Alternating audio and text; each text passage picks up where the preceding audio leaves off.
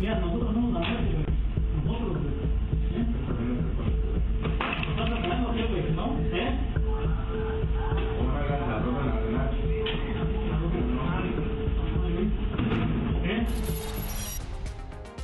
Es Peribán, es Michoacán, es un grupo de presuntos militares o personas vestidas con equipo táctico que parece el de la Sedena, que entró a un negocio de maquinitas tragamonedas. Al menos 5 personas fueron golpeadas y sometieron a un joven. La agresión duró más de 10 minutos, fue una tortura. Son imágenes de uniformados que le piden al hombre que confiese algo, que se identifique como halcón. Aunque no lo sea, no importa, que lo diga. Hasta ahora las autoridades no han emitido una postura al respecto, la Secretaría de la Defensa Nacional tampoco, pero la Comisión Estatal de Derechos Humanos allá en Michoacán abrió una queja de oficio y por razones de competencia federal se canalizó a la Nacional de los Derechos Humanos. Vea la tortura.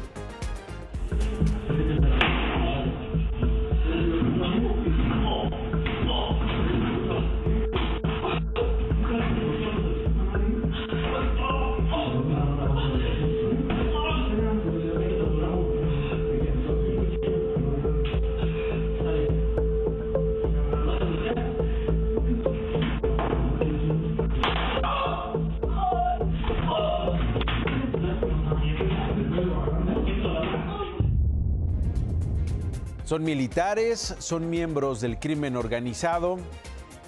La investigación está en curso.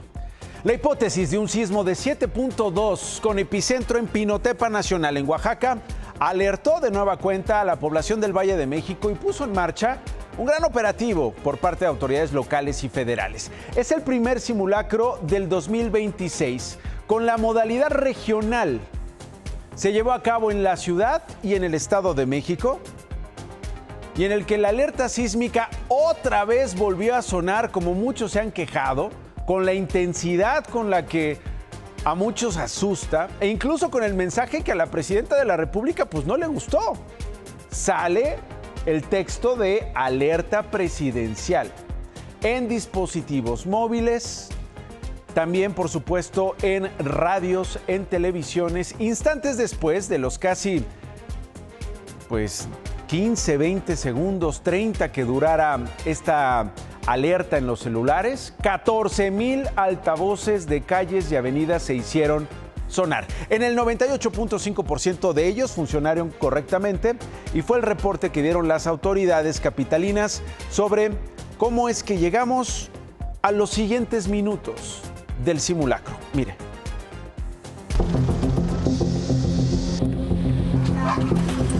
En plena Avenida Juárez y Paseo de la Reforma, en el centro histórico, se simuló una emergencia con daños mayores en inmuebles y automóviles, lo que derivó en decenas de heridos que aquí mismo fueron atendidos por los rescatistas. Desde el puesto de mando, las autoridades coordinaron la ayuda inmediata, las tareas de rescate de víctimas y su posterior traslado a los hospitales. En esta jornada participaron 8.2 millones de personas que desalojaron 33,000 inmuebles, 23,000 privados y 10,000 públicos, incluyendo escuelas y mercados. El ejercicio cívico también sirvió para activar por primera vez los 17 cuadrantes policiales como parte de la nueva estructura de preparación ante desastres. Por tierra y aire, la Secretaría de Seguridad Ciudadana desplegó 16,451 elementos. El tiempo promedio de evacuación fue de 1 minuto con 52 segundos, cifra mayor al minuto que marca en promedio el protocolo de evacuación de la zona metropolitana. En esta ocasión sirvió además para que personal de la FIFA conociera esta práctica civil. El próximo simulacro en el Valle de México tendrá lugar el 6 de mayo, mientras que el tercero se llevará a cabo el 19 de septiembre a nivel nacional, como sucede cada año.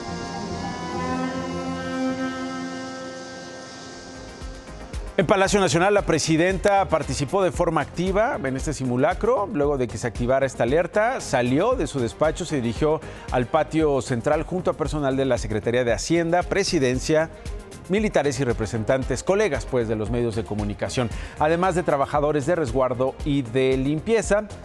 En sus cuentas escribió: juntos fortalecemos la cultura de protección civil y la prevención.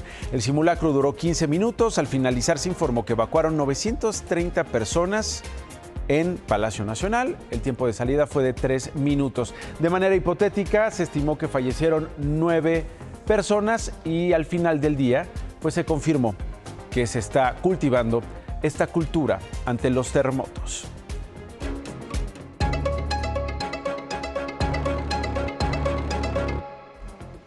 Un audio que ha desatado el escándalo, ha dado otra dimensión a la corrupción que se ha denunciado dentro de la Secretaría de Marina. Es un audio de una reunión que habría sostenido el contraalmirante Fernando Rubén Alcántar, asesinado en noviembre de 2024. Es una conversación con el exsecretario de Marina, Rafael Ojeda, que revela que él denunció esta red de corrupción, esta red de huachicol fiscal. Nuevos datos que estaban en la opacidad sobre el caso de huachicol fiscal que habría denunciado el contraalmirante Fernando Rubén Guerrero, asesinado en noviembre de 2024, antes de dar su declaración por corrupción, salieron a la luz. En un audio de una aparente reunión en 2024 entre el contraalmirante Guerrero, el exsecretario de Marina, Rafael Ojeda Durán, y otras 2 personas, denunció actos de corrupción dentro de la institución y cómo intentaron involucrarlo en sobornos. Lo que se advierte es que ellos estaban ofreciendo, digamos, sus servicios ilegales para que fuese por estas rutas de las aduanas donde ya tenían, bajo sobornos a quienes tenían en sus manos la supervisión y quienes colaboraban también, que era el personal de la propia Marina. Para llegar al nivel completo de estas redes se tiene que indagar todos los eslabones que participan en estos rubros. En la reunión, Rafael Ojeda le habría pedido al contraalmirante entregarle la denuncia con todos los detalles por escrito. Un escándalo de corrupción de este tamaño y de este tamaño en dinero y de este tamaño en alcance, nivel de ministros, es algo inaceptable. Cuando la última vez que sucedió algo de este tamaño fue a nivel Latinoamérica y le llamamos Odebrecht. En esa conversación, Guerrero habría dado varios nombres de los involucrados, incluso detalló que uno de ellos recibía al menos 500,000 pesos semanales. En puertos de Tamaulipas estaban entrando buques con esos cargamentos que se vinculan a estas redes. El contrabando de combustible, o mejor conocido como huachicol fiscal, es un negocio millonario por el que existe una investigación en la Fiscalía General de la República contra mandos navales implicados, aunque no todos los mencionados por el contraalmirante Guerrero han sido imputados, y para especialistas, este caso tiene un gran alcance. Nos puede empujar hacia un nuevo capítulo y a una nueva profundidad de corrupción sistémica y burocrática en el país.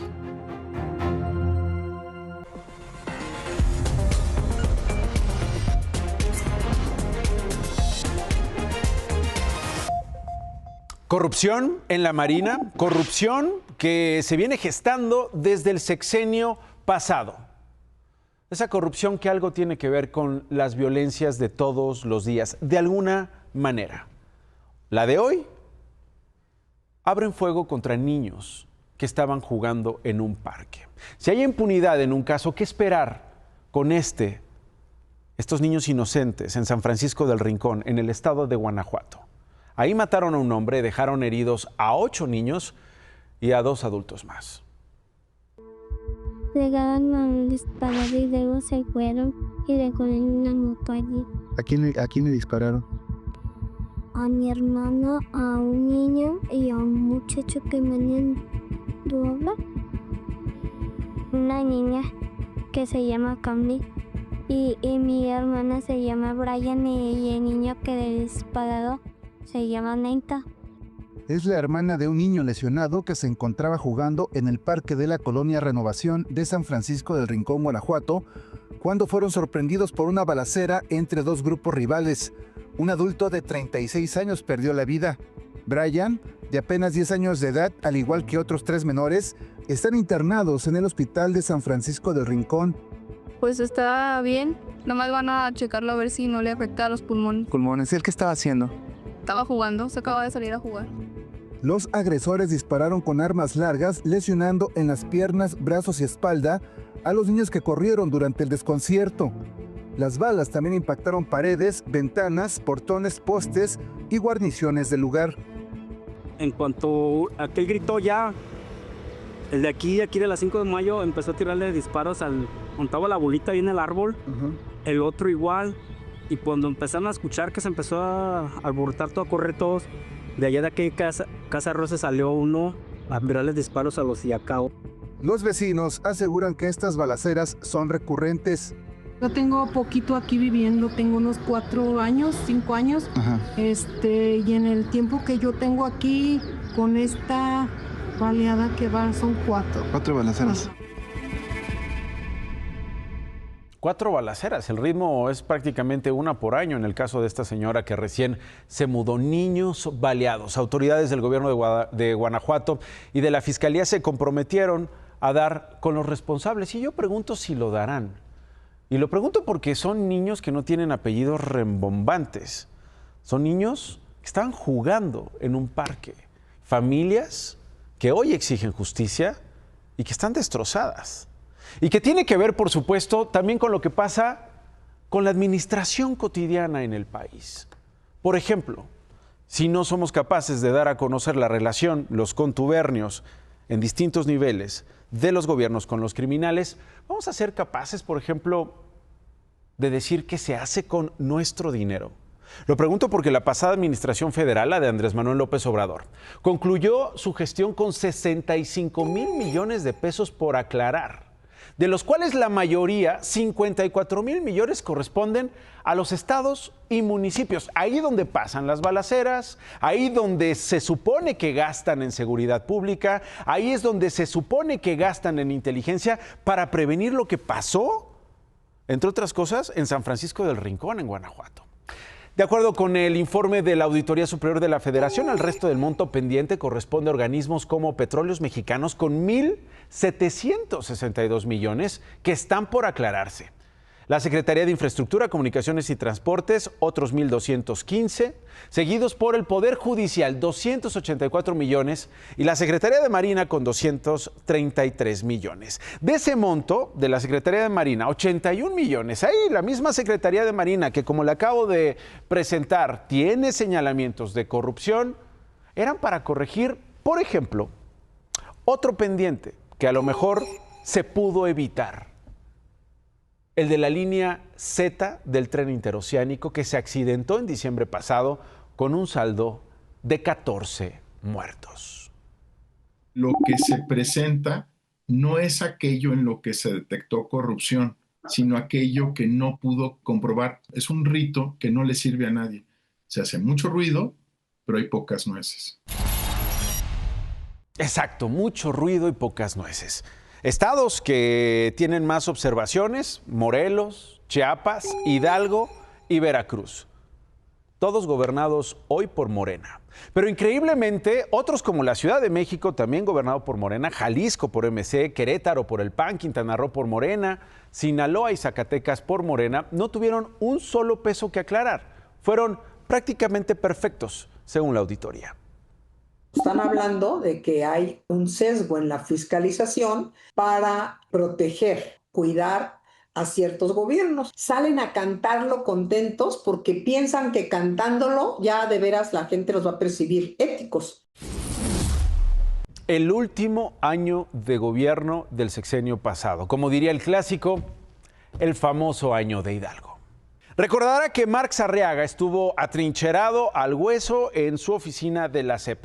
Finalmente lo fueron. Ayer salió, recibió su baja de la dependencia, se fue a Texcoco, le presentamos las imágenes, pero hoy llegó a Ciudad Juárez y no lo recibieron con porras.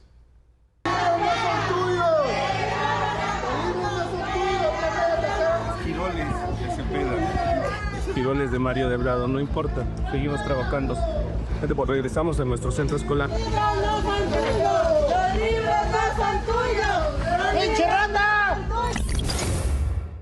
Eso sí, ya bañado, ya repuesto, Arreaga retomará su plaza como maestro en la Universidad Autónoma de Ciudad Juárez.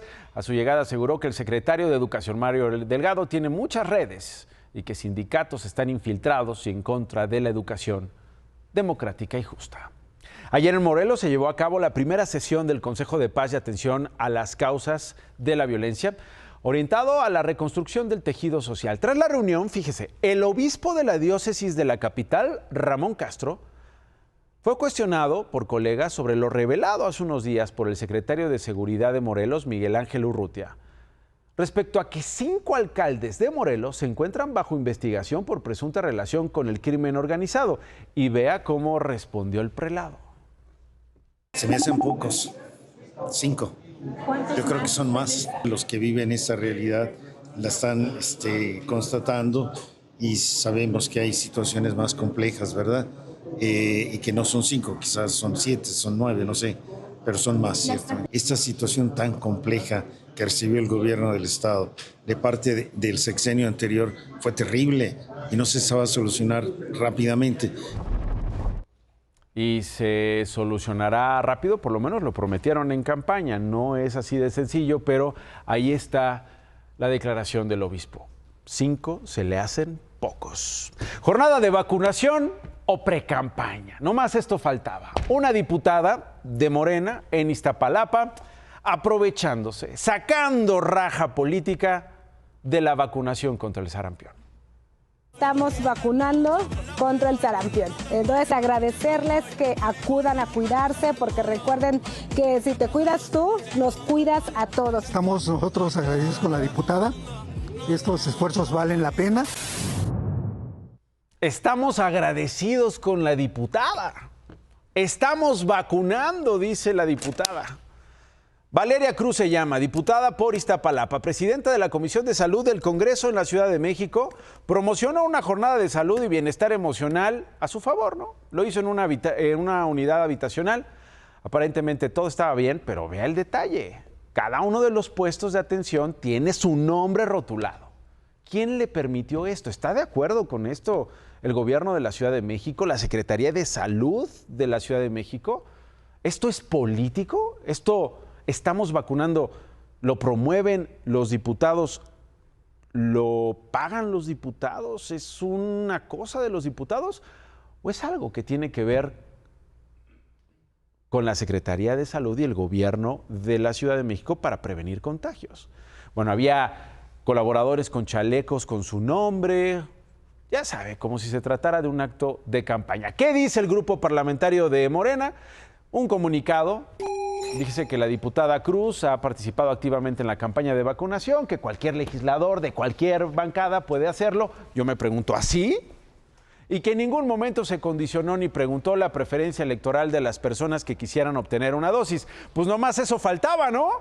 Que les preguntaran, ¿y tú por quién votaste o por quién vas a votar? Porque aquí la diputada Valeria Cruz es la que nos puso las carpas.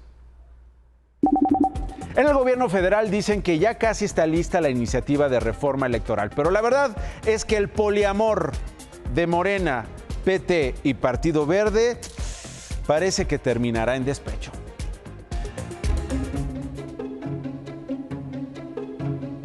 Después de medio año de mesas de trabajo y de varias versiones de lo que supuestamente será la reforma electoral, los del Partido Verde siguen a la espera, aclarando que la propuesta que llegará de Palacio Nacional solo será de la presidenta. Acudimos con total transparencia, fuimos escuchados, insisto, no estábamos construyendo una redacción de manera conjunta. Quien la va a presentar es el Poder Ejecutivo, creo que somos claros en eso. Nadie en el Congreso, sin embargo, se atreve a responder qué pasará si la presidenta Sheinbaum insiste en eliminar una parte de los legisladores plurinominales o en cambiar la forma de votarlos. Pues esa es la pregunta de los 64,000 pesos. Ni siquiera tiene la respuesta el líder de la mayoría en San Lázaro, quien este martes confirmó que en el debate de los pluris nadie ha dado su brazo a torcer. Yo conozco a la presidenta, es consecuente con lo que dice y lo que hace. Y evidentemente ella sigue sosteniendo que la fórmula de integración de la Cámara debe estar conformada con menos plurinominales. Y mientras Ricardo Monreal advierte que su bancada cerrará filas con la presidenta, aunque no consigan el voto de los aliados, el vicecoordinador de Morena, Alfonso Ramírez Cuéllar, considerado un emisario de Palacio en San Lázaro, confió en que el acuerdo llegará. No vamos a descansar hasta hacer realidad la mayoría calificada para hacer una reforma electoral muy profunda, que reduzca dinero a los partidos, que fiscalice más el dinero que entra a las campañas y que los plurinominales hagan trabajo electoral y la gente vote por ellos. Pero más que ceder a la propuesta presidencial, los del Verde esperan ser escuchados, sabedores de que sin ellos la reforma no pasará. Tenemos optimismo en que se van a tomar en cuenta las valoraciones que hizo el Verde en estas mesas y vamos a esperar. Pero no lo que es en el pie políticamente, eso sí. Bueno, pues ¿tú te lo darías? No, pero le pregunto a usted, yo no soy relevante en política. No, bueno, pues lógicamente sería complicado. Y en medio de las especulaciones, la oposición advirtió que ahí viene el lobo, y con acordeón. Anda un rumor de que va a proponer una legislación estilo Maduro, pero al ritmo de polka, es decir, con acordeones, que va a ser boletas donde uno tiene que tachar nombres de personas, pues les van a dar acordeones. Imagínense a dónde vamos. Y si ese es el más capaz de ellos, pues cómo estará el resto, ¿no? Ay, el amor, el amor, el amor. El periodista y escritor argentino Martín Caparrós se comió una noticia falsa, como él mismo aceptó, y anunció la muerte de la también escritora Elena Poniatowska. Lo dijo en redes. Bueno, luego el autor aceptó el error y escribió: borren todo y festejemos, porque, pues como le decía, era una fake news. Hoy, a su estilo, Elena Poniatowska publicó esto. Aunque tengo 93 años y soy una mujer mayor, estoy muy bien y no me he muerto, Y qué bueno. Más noticias. Esta mañana se registraron filas de hasta 6 kilómetros en la aduana de Nuevo Laredo y de más de 3 en la de Reynosa, Tamaulipas, debido a la transición del sistema de importaciones y exportaciones hacia Estados Unidos. El INE confirmó un contagio de sarampión en las oficinas centrales de la Ciudad de México, lo que llevó a implementar medidas sanitarias como el uso obligatorio de cubrebocas y trabajo a distancia. Pese a ello, hoy se celebró una reunión con más de 160 asistentes. La Alianza Mexicana de Abogados denunció ante la Fiscalía General de la República a Rubén Rocha, gobernador de Sinaloa, por delincuencia organizada y ejercicio indebido del servicio público.